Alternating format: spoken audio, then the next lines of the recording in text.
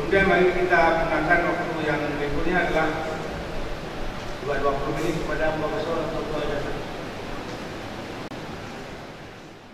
Assalamualaikum warahmatullahi wabarakatuh. Alhamdulillahi rabbil alamin. Nahmaduhu wa nasta'inuhu wa nastaghfiruhu wa natubu ilaih. Assalatu wassalamu ala Muhammadin asyrafil anbiya'i wal mursalin wa ala alihi wa ashabihi wa man tabi'ahum bi ihsanin ila yaumiddin. Asyhadu an la ilaha illallah wa asyhadu anna Muhammadan abduhu wa rasuluh. Amma ba'du. Yang saya muliakan para ulama, para tokoh, guru-guru kami yang hadir dalam acara mudzakarah, saudara moderator, pimpinan MPU, Dinas Syariat Islam dan Biro ISRA yang sudah merencanakan kegiatan ini, hadirin hadirat, para peserta mudzakarah yang saya muliakan. Seperti tadi disampaikan, saya diminta menyampaikan materi tentang masalah berpegang pada tongkat atau masalah tongkat di dalam khutbah Jumat. Jadi karena waktu yang sangat terbatas, saya berharap diskusi kita lebih panjang. Jadi saya tidak akan, ya walaupun itu waktu 20 menit, saya harap kita tidak akan penuh semuanya. Ada beberapa hal yang ingin saya sampaikan.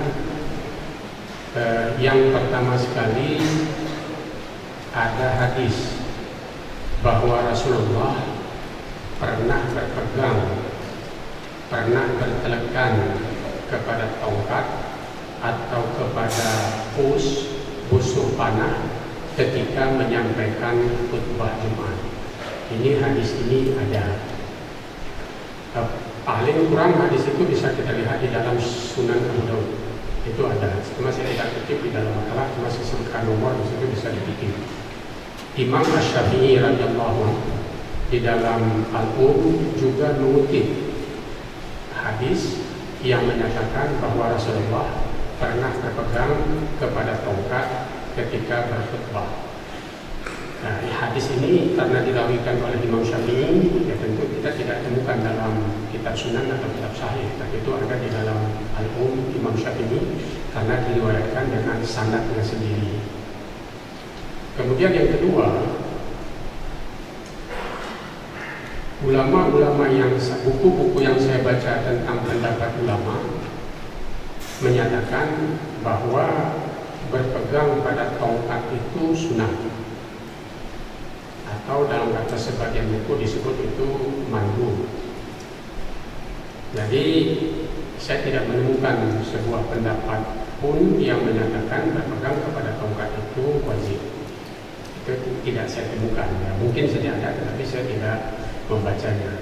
Jadi baik Imam Asy-Syafi'i, murid-muridnya dan juga mazhab lain itu menyatakan berpegang pada tongkat adalah sunnah. Kemudian yang ketiga,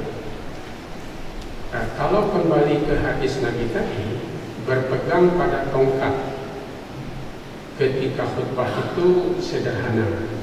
Ada beberapa riwayat atau ada beberapa tafsir atas riwayat yang berbeda.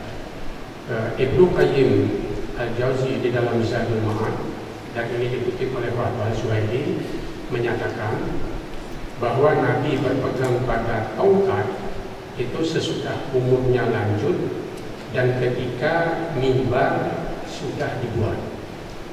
Ini tafsir atau paham yang diberikan oleh Ibnu Qayyim. Karena sebelumnya itu Nabi tidak mempunyai mimbar, dan ketika mimbar itu tidak ada, dia berpegang pada itu batang kurma. Ini jadi mungkin ya sesudah dia tidak berpegang pada batang kurma, mungkin ya di tafsir yang saya, pemahaman yang saya dapat, ketika dia berdiri tidak lagi berpegang pada batang kurma, dia di atas mimbar, ya dia pegang tongkat.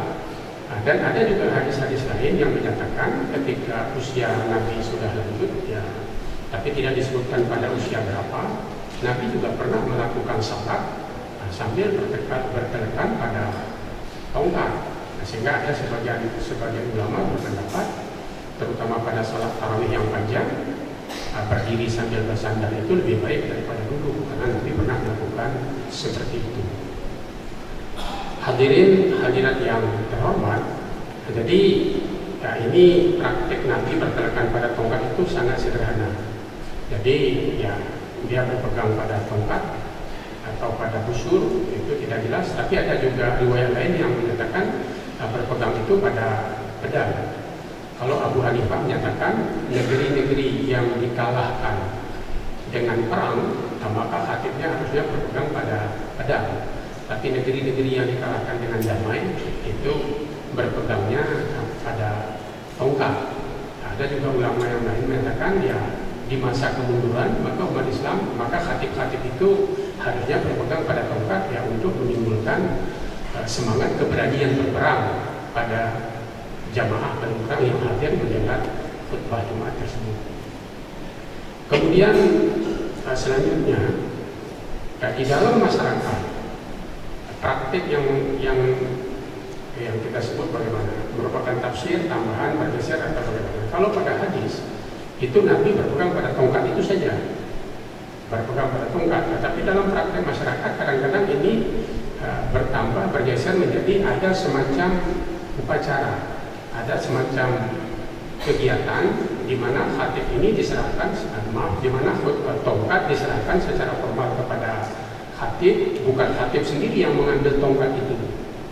Nah, jadi ini ada orang yang menyerahkan kepada khatib, lalu khatib membawa tongkat ke mimbar.